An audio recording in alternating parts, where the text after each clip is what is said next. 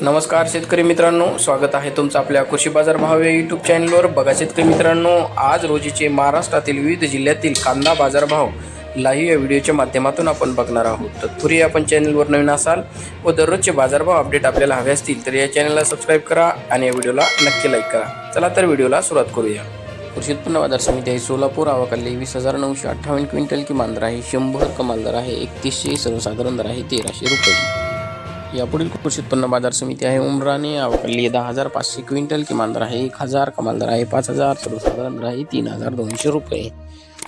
यापुढील कृषी उत्पन्न बाजार समिती आहे पुणे. आवकाली 12,467 क्विंटल, किमान दर आहे 600, कमाल दर आहे 2,200, सर्वसाधारण दर आहे 1,300 रुपये.